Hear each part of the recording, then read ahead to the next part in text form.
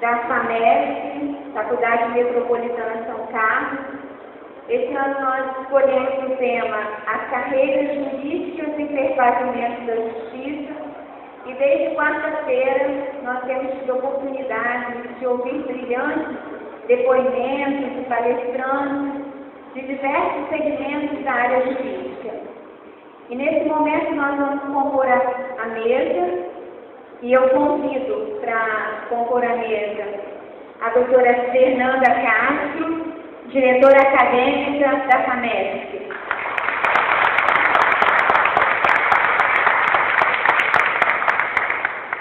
Convido também o doutor Ademir Paulo Pimentel, presidente da 13ª Câmara Civil do Tribunal de Justiça do Estado de Rio de Janeiro, e membro da banca examinadora do concurso de magistratura do Estado do Rio, filho de Bom Jesus, uma alegria para a gente tê-lo conosco. Também convido o doutor Cláudio Brandão, desembargador da 7ª Câmara Civil do Tribunal de Justiça do Rio de Janeiro, professor de Direito Administrativo e Direito Constitucional da UF e da Escola de Magistratura. Convido também o doutor Luiz Alberto, juiz da primeira vara de Bom Jesus Tabapuana, para nos apresentar nesta noite, fazendo parte aqui da mesa. Convido também o doutor Felipe, defensor público.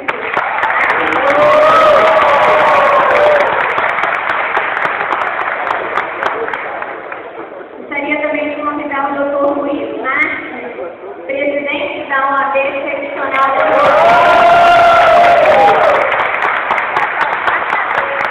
representando aqui todos os advogados que estão aqui nessa noite. Gostaria de dizer que é uma alegria muito grande receber todos os colegas nesse evento. A FAMESP se sente honrada com a presença de todos vocês. Gostaria de agradecer também a presença do Dr. Carlos Henrique Medeiros, coordenador da pós-graduação da UENF e um dos mantenedores da FAMESP.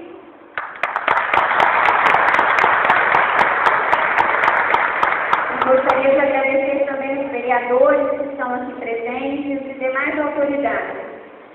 E nesse momento também eu convido o professor Wagner, que vai estar aqui, a professora Viviane, debatedora,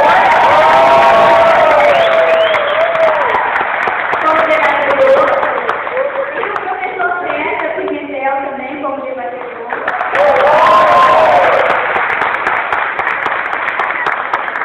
Convido o professor Wagner, professor da instituição.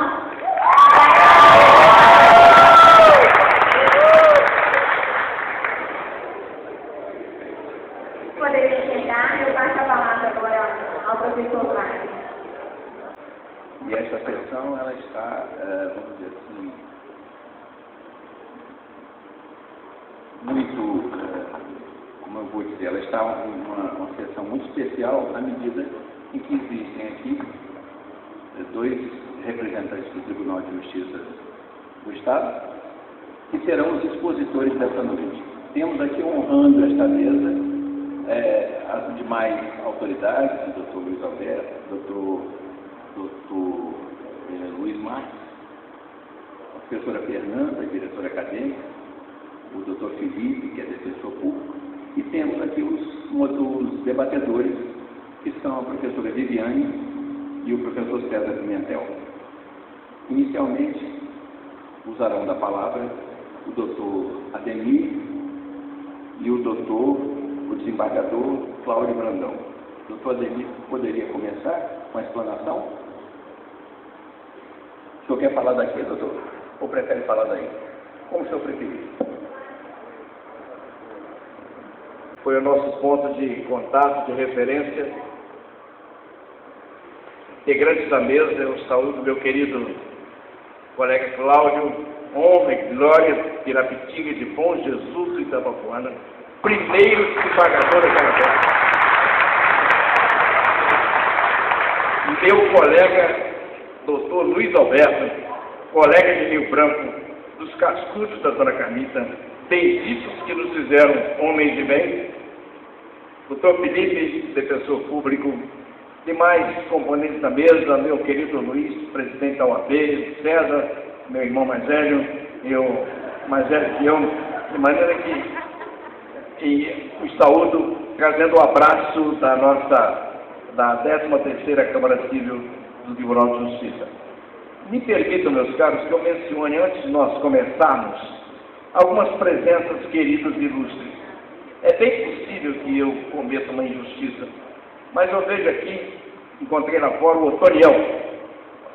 O Otoniel está lá atrás, meu colega de escritório, de advocacia. O Léo Perac, meu colega de infância. Cadê o Léo? O Léo estava por aí. Ah, sim. Doutora Laís Pimentel Curso, meu primo ilustre, a quem eu tive a honra de ter também meu escritório de advocacia, meu primo, Paulinho Adílio, o Neuso, que nos dá a honra da presença, depois ele vai dizer por que o Neuso está aqui. E eu não sei se eu esqueci de mais alguém, se me perdoem se eu me esqueci de mencionar alguém. Meus caros, o nosso assunto é as carreiras jurídicas e o perfazimento da justiça. Nós já tivemos aqui na quarta-feira o doutor André, que eu vi na programação. Aliás, o doutor André me deve alguns azulejos, porque o pai dele estava construindo uma piscina na nossa casa aqui no Horto, há muito tempo, o Luiz, excelente pedreiro, e o André ficava jogando pedra na piscina. Me quebrou, mas agora já está por escrito, eu gostaria de estar com ele até lembrar, não é? Nem aplicando 2028 do Código Civil tem como receber. E além disso, o André naquela época era um garotinho, eu fico feliz, e não importa se isso aí é a Rádio Bom Jesus, quando eu vejo um garoto como o André, eu vejo, confirma aquela expressão de não importa o ninho se o ovo é de águia. Os pais de André, honradíssimos, figuras extraordinárias da sociedade burguesa, mas não eram os detentores do poder econômico que pudessem fazer do garoto o que fez. Realmente, o André, eu estive na posse dele, no Tribunal Regional Federal do Rio de Janeiro, e pude dizer isto. E, meus caros, nós já estamos, vocês já estão cansados, certamente, sobre advogado. Sobre advogado, há algumas brincadeiras sobre advogado. Dizem que morreu um advogado pobre, não tinha carne, e o pessoal da cidade começou a pedir dinheiro para o sepultamento, explicou, ele é um advogado novo, nós queríamos R$20 para sepultar o nosso colega e tal. E chegaram um comerciante muito rico, e ele virou-se para o pessoal, mas espera lá, vocês querem R$20 para sepultar um advogado? Tome 1.000, sepulte 50. Às vezes, daqueles outros, que eram uns 4 sócios do escritório, e um deles, depois de advogado, deixou um testamento de R$50. Olha, vocês vão depositar R$50 em cima do meu caixão quando eu estiver sepultado. Aí, assumiram o compromisso, sócio do escritório. O primeiro colega tirou os R$50, botou lá. O outro relutou, deve ter pensado, não sei se eu coloco, mas botou. Aí o terceiro colega pegou as 2 notas de 50, botou o cheque de 150, testamento cumprido. Isso aqui é advogado. Mas, meus caros, a gente brinca assim, mas olha, a carreira de advogado, meus caros, nós estamos felizes da vida com a falência. Eu disse ali fora, já disse ao Pedro, Bom Jesus tem um tributo perene de gratidão à falência. Ela poderia ter optado por outros municípios e veio e implantou aqui uma faculdade de alto nível, de elevado conceito, e nós ficamos felizes em saber que aqui de Bom Jesus nós teremos juízes, promotores, defensores públicos, porque, meus caros, olha, nós clamamos a vocês, conterrâneos, por favor, não deixem o Tribunal de Justiça sem desembargador, porque nós estamos perdendo. Olha, nós tínhamos o Antônio Isaías, como primeiro desembargador de Carabuçu. Depois Felício Cerola, vocês não conheceram, mas ele entrou pelo 5º Constitucional, mas era de Bom Jesus. José Carlos Figueiredo, eu, Nivaldo Valinho no Espírito Santo. E agora vai restar o Cláudio, porque o ano que vem eu estou me mandando. Eu sou obrigado pela expulsória, eu não queria sair de lá. Eu disse que meu carro, eles vão ter que ficar com busca de pressão para ir lá na Raia dos Cabritos, porque eu não vou entregar. De maneira, olha, e o Luiz Alberto, que em 2016 estará deixando a magistratura. Mas eu sei, professor Ione, que dentre esses garotos que aqui estão, esses estudantes dedicados, Deus está levantando outros desembargadores para ocuparem os nossos lugares lá no Tribunal de Justiça do Rio de Janeiro.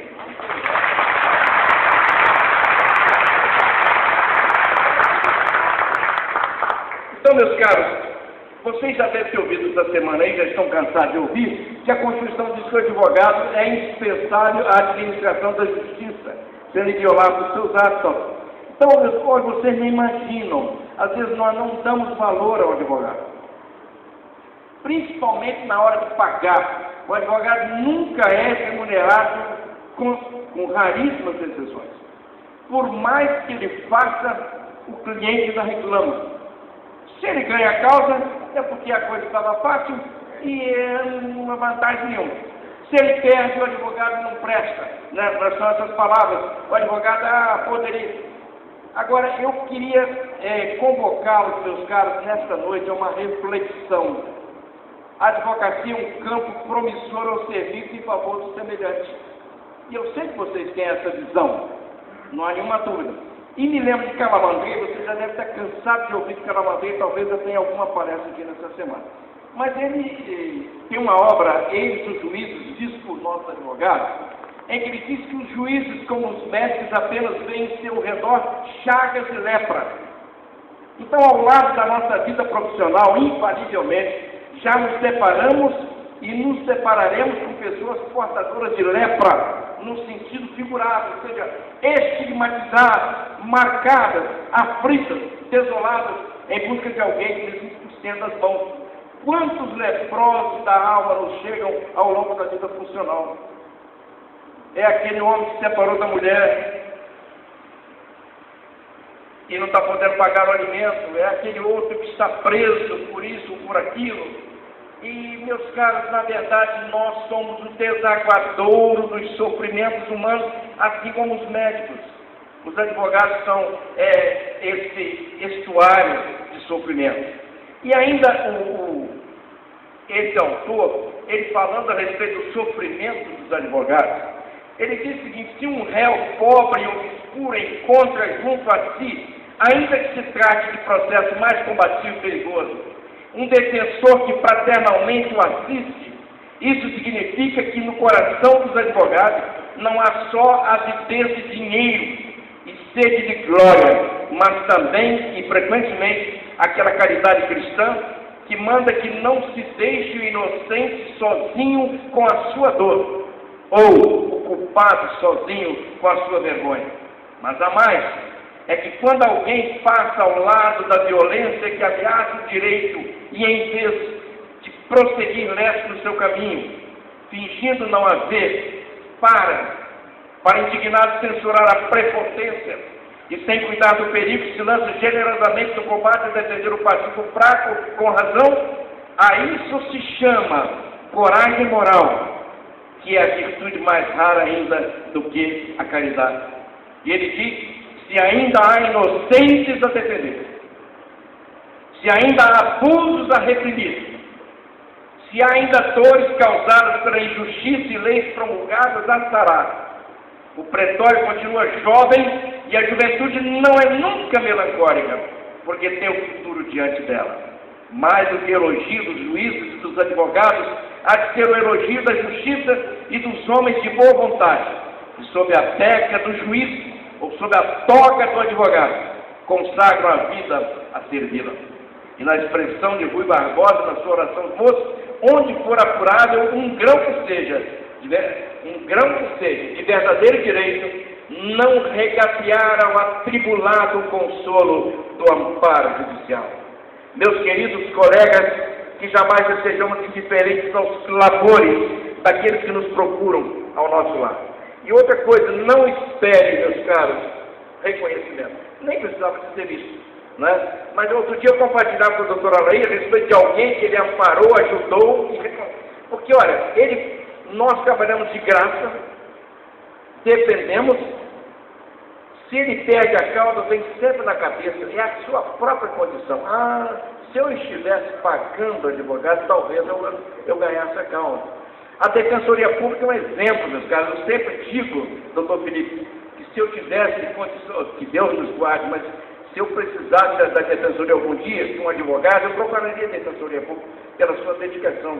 Eu tenho 2 defensoras, eu disse ao seu procurador outro dia, doutor Nilson, procurador-geral da Defensoria Pública, que a Fátima e a Cristina são 2 extraordinárias defensoras públicas na minha Câmara. Em dedicação, doutor, vocês defensores públicos, como nós somos reconhecidos pelo seu trabalho. Então, meus caros, não esperem. E o meu apelo nesta noite, meus caros, é que é uma expressão de Eclesiastes: lança o teu pão sobre as águas, depois de muitos dias o acharás.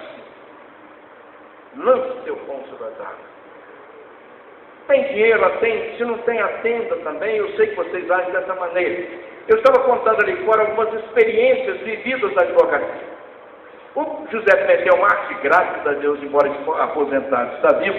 Eu não o citei como bom jesuense porque ele é calçadense, embora ele goste muito que o considere bom jesuense, seria realmente uma honra para nós. Ele nomeou para alguns personagens, que eu não vou declinar o nome, porque são éticas, inclusive já morreram, esses 2. Eles eram famosos aqui com Jesus em pequenos furtos. E houve uma noite que o Pimentel Marques deu uma sentença liberando um deles, que eu havia defendido. Até uma sentença bonita, meio poética. E esse cidadão, naquela época eu namorava aqui na rua Abílio Saviano. Ele chegou lá de bicicleta e disse: doutor, eu saí hoje. Ele gostava de uma gíria já naquela época. Ele usava umas expressões que agora não me recordo mais. Ele disse: eu estou querendo um pinho tal para comemorar a minha saída da cadeia.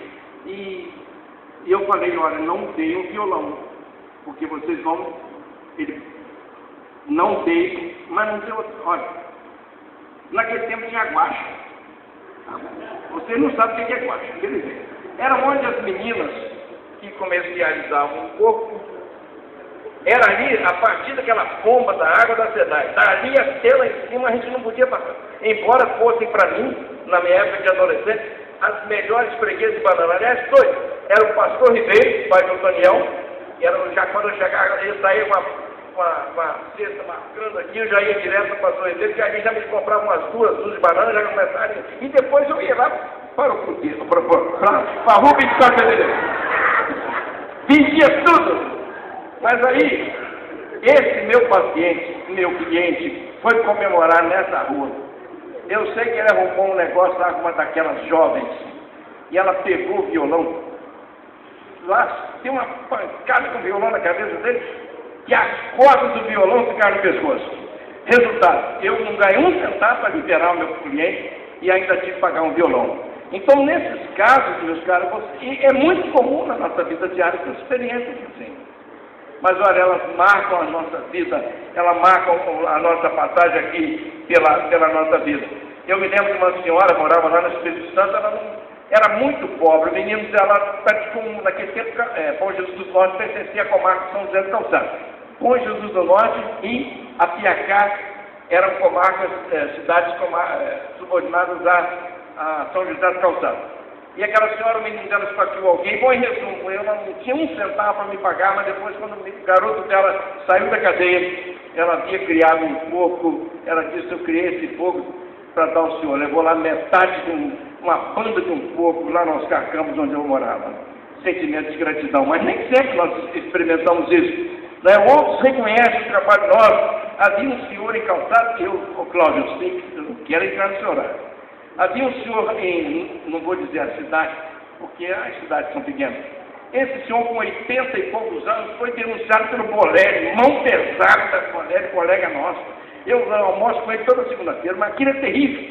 O Bolério era mão pesada como promotor, e o Bolério denunciou o velho como, parece que sedução, crime contra. E o velho, com 80 e poucos anos, é crime impossível. O Bolério não, o Bolério em tese. Naquele tempo não tinha Viagra, não tinha esse negócio todo. Então não podia admitir isso. Olha, o danado Bolério levou uma testemunha lá, porque ele sabia tudo. Os advogados de Calçada levavam uma desvantagem com o Bolério. Não era uma conduta desleal, não, era desigual, porque ele sabia de tudo. E a pessoa ia fazer fofoca, fazer média com ele. E ele arranjou uma testemunha lá, e a testemunha foi, a coisa estava andando bem. Eu sei que lá pelas tantas ele pergunta ao doutor Altamir, saudosa memória, que morreu de infarto, cedo, doutor Altamir, a juiz de Calçada. Doutor, eu queria saber do senhor, queria saber, naquele tempo ainda era a presidência do juiz, ele pedia a parte, né? Nós pegamos isso, então, ele perguntou à testemunha se ela já havia visto o meu cliente com a menina. Já, senhores, passeiam lá, assim. E ela passava até na nossa frente, na nossa casa, e ele falava, o que ele falava? Ele falava que ia buscar galinha lá no mar, que o casal dizia, a testemunha, que ia buscar a galinha lá no mar. Ontem digo, mas havia ninho de galinha? Não tinha ninho de galinha, não. Bom, ele não sei porque, acho que o Altamir entendeu que era realmente impossível, que era circunstância, sei que ele foi absolvido. Tempo depois ele me encontrou e disse, doutor, olha, maior injustiça. Eu só passei a mão nela. Falei, mas acredito, era a única coisa que eu tinha disponível também. Não podia, ele foi absolvido. Mas essas coisas, meus caras, de esperança, sejam fontes inesgotáveis de conforto, de consolo para aqueles que procurarem em seus escritórios. Que não seja o dinheiro, aprendeu? Eu sei que hoje para montar um escritório, primeiro pagar a anuidade da OAB, que não é brincadeira. Tem que pagar a carragem, porque se o advogado adoecer, ele vai morrer de fome. Né? Ele tem que montar um escritório. A questão do equipamento. Ele tem que comprar além do computador que já é. Tem agora um scanner, não é isso? Que é do processo eletrônico. Ele tem que ter um secretário, né? Ele tem que pagar, obviamente, imposto à prefeitura. Bom, todas aquelas. Eu sei, meus caras, de montar um escritório, eu sei que vocês precisam ter ganhos. Mas olha, não coloquem o dinheiro em primeiro lugar na vida de vocês. Olha, uma vez a dona Arlete, saudosa memória, mulher do doutor Heber, eu cheguei lá, ela falou, doutor, se juntar todos os processos pagos de calçado, não dão o seu trabalho de graça. Mas, meus caros, olha, como aqui outros colegas, Deus me deu a graça de passar no concurso de defensor público, de juiz nos Estados Unidos, depois de ver a lei complementar, proibiu nomeação, eu pulei, fui ser juiz no Espírito Santo, dia 2 de janeiro de 75, agora em 31 de dezembro faz 40 anos que eu também posso como juiz do Espírito Santo, com o César indo para a Vitória, com 10 anos, vomitando, teatilho, botando caixa de fósforo na boca do César, está fósforo, então, o César tinha 10 anos quando eu tomei posse como juiz. Eu, olha, como agradeço a Deus, eu tenho certeza, meus queridos, que as orações daqueles pobres que certamente nunca manifestaram um muito obrigado, subiram aos céus. E como gratidão, Deus me tirou, o pastor Cláudio não, como tirou o senhor de Pirapitinga, me tirou do Arraial dos Cabritos, me colocou no órgão especial inicialmente e agora na presidência da 13ª Câmara Civil. E eu não tenho dúvida nenhuma, desembargador, de que aquelas orações daqueles povos subiram aos céus. Sejam assim, e eu quero terminar com um exemplo vivo da advocacia. Eu havia colado grau em 1970, em 71 houve um crime bárbaro em São Benedito. Eu não sei, Daniel, se foi esse crime que o Modestino falou lá no escritório nosso uma vez, que ele falou com a mulher dele, mulher, a pipoca está comendo. Aí a mulher, que isso, Modesto? Você só pensa em coisa ruim? Isso é bombinha. Não é bombinha não, mulher. E não era bombinha. Não era bombinha. Um cliente meu, que havia vendido uma propriedade. Pedro, desculpe, eu não tenho menção a você. Pedrinho Batista, maior ponto esquerda do norte de Providência, sul do estado de Espírito Santo, profissional querido, meu colega. Desculpe, Pedro, é muita gente esse especial para falar. Eu não vou esquecer mais alguns. Mas aí nós estávamos começando a nossa carreira. Esse senhor Antônio Vinel vendeu o sítio para uma família, a família não pagou, passaram-se 5 anos, ele protestou o título e aí começou a perseguição. As provas que nós colhemos davam conta de que essas vítimas treinavam no curral, lá no seu sítio, com uma mão atirando, alguns até apurando a mira, para ver se estava bom de mira, cortando uma mão, aquele mamões de corda. A outra eles colocavam a cabeça do meu cliente a cabeça em termos, uma mão simbolizando a cabeça do meu cliente, e atiravam, e aquilo, pedaços de mamão, e botou até a cabeça do Antônio Daniel. E um dia o Antônio Daniel vai a São Benedito, e eles estavam lá, e atiraram o Antônio Daniel. A caneta está ali. A bala desviou. O Antônio Daniel morreu com a bala no corpo. Mas eu gostaria de trazer o Neuso. Acho que foi o primeiro júri que eu fiz em São José do Calçado. Eu estava recém-formado. Foi o pai do Neuso. Naquela época, o Neuso estava também com esse sentimento da idade do César, que tinha acontecido na magistratura. O pai do Neuso estava com 10 anos. E ele vai contar um pouquinho. Eu sei que o vereador Cláudio Brandão, nós estamos entrando. Vereador, o senhor me vende uns minutos. Com aquela quantidade de leite que o senhor produz, o senhor e o Alaí são os maiores produtores de leite por Jesus. Me vende uns 10 minutos, por favor. Esse aqui, por Jesus, chama Puá. Esses torteiros. Olha, esse aqui é o maior goleiro da Fazenda Velha. Isso aí eu elogio isso. Ó, Neuza que faz essa propaganda aí, isso é... Bem, boa noite a todos da plateia, boa noite a todos os doutores que acompanham a mesa diretora. Quando esse triste fato se deu, eu realmente tinha 10 anos de idade. E foi realmente dessa forma como o doutor Ademir começou a narrar. E hoje eu estou tendo a grata satisfação de conhecer pessoalmente o doutor Ademir. Eu ouvi tantas vezes meu pai falar sobre o doutor Ademir, e eu aprendi a admirá-lo sem conhecê-lo. Meu pai deixava transparecer até uma certa idolatria, porque na época não importava o motivo, mas um homem preso era realmente um fato que denegria a imagem de qualquer um, e meu pai não queria ficar preso, apesar de ter cometido esse duplo homicídio para defender a própria vida.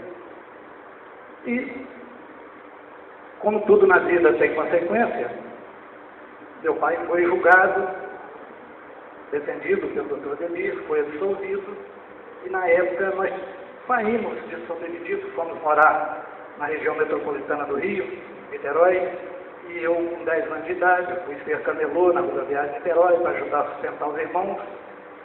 E um ano depois, surgiram novos fatos na comarca, mudou o juiz da comarca de São José do Calçado, e meu pai foi novamente intimado e preso, e foi novamente julgado. Meu pai foi julgado 2 vezes e absolvido com a defesa do ilustre doutor Ademir. E nesse desfecho,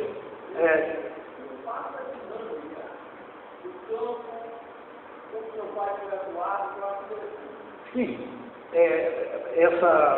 depois que meu pai protestou esse título, que é um documento que provava que meu pai tinha vendido a propriedade, 5 anos depois, na época, esse procedimento era um desmoralismo para qualquer cidadão. Hoje, o SPC está cheio e daí 6 meses está liberado, mas na época era muito criticado essa situação. Então, eles passaram a perseguir meu pai e convidavam o povo dos arredores para o enterro do meu pai, e nesse dia, 30 de maio de 1971, num domingo, tinha um jogo de futebol no campo São Benedito, e tinha o time da cooperativa de Bom Jesus, da Cabil, estava jogando lá. E meu pai era cooperado na época e foi para lá para assistir o futebol e ver os amigos. E eles começaram a perseguir meu pai em volta do campo, e o subdelegado da época lá aconselhou que meu pai saísse dali. Meu pai saiu Quando chegou num determinado local, num bar que tem lá no distrito de Alto Calçado, eles entraram e atuaram meu pai e fizeram o disparo, onde pegou um tiro na caneta e meu pai tentou correr, levou outro tiro nas costas. Não tendo outra saída, estava armado também, sacou da arma, infelizmente matou os dois.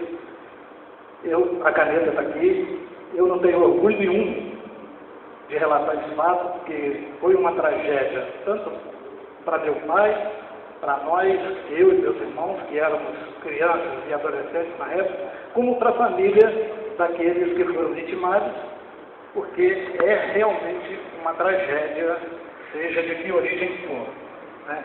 Eu não gostaria que nada disso tivesse acontecido, porque todos tivemos o curso natural da vida interrompido. Então, o meu pai foi operário da Ponte Rio de Niterói, sem saber de nenhuma profissão, sobreviveu, e pelas esquinas da vida aí, eu também não pude estudar muito, nem eu, nem meus irmãos, nós aprendemos a ser pessoas decentes, constituímos famílias, hoje eu tenho filhos, tenho uma neta linda, e a vida prosseguiu. Poderia ter prosseguido de uma forma mais suave, mas são desígnios de Deus que às vezes fogem da nossa capacidade de entender. E no decorrer da vida, eu ouvi muitas vezes meu pai falar do Dr. Ademir, e eu não tinha nunca mais visto o Dr. Ademir, sempre tinha notícias. Aí comecei a jogar um futebol lá, conheci o César, estreitamos nossa relação e através disso mantive o contato com o Dr. Ademir, e hoje o maior prazer da minha presença aqui hoje é poder conhecer o Dr. Ademir pessoalmente, uma pessoa que meu pai idolatrou e que falava o nome dele com muito respeito, com muito carinho. E eu quero dizer para vocês que esse fato, que é triste, e apesar de parecer mirabolante, é um fato da mais alta veracidade. E a vocês que estão empenhados em serem pessoas de bem, de defender as pessoas que necessitam do serviço de vocês como advogados, a cultura traz entendimento e discernimento para a pessoa enfrentar qualquer diversidade da vida, porque este fato se deu por falta de cultura entre as pessoas, por ignorância, por falta de conhecimento. Então, a cultura gera prazer, gera qualidade de vida, e como o doutor Eli disse, o desejo dele, o nosso, de todos aqui, é que vocês continuem cada vez mais empenhados nos estudos de vocês e que sejam pessoas de bem.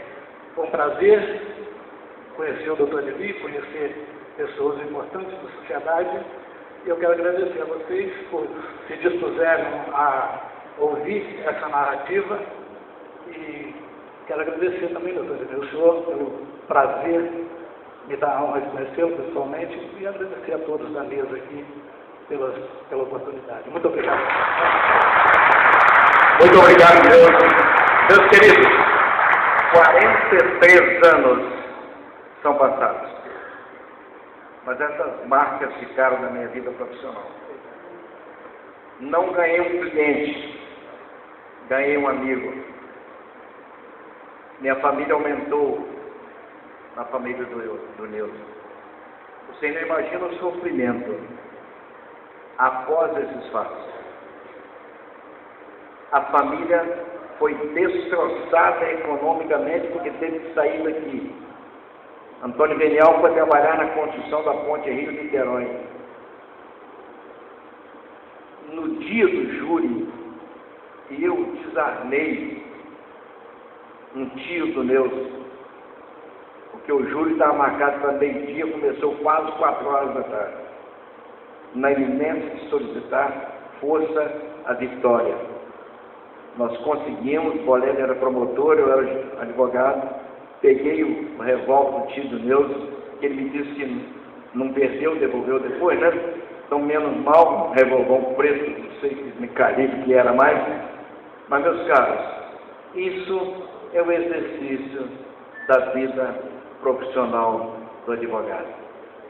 Momentos de dores, momentos de alegria, mas momentos que marcam as nossas vidas para todo sempre. Sejam vocês instrumentos de Deus, instrumentos de paz, instrumentos de justiça, e que sejam tão felizes como eu fui no exercício da advocacia. Que Deus os abençoe.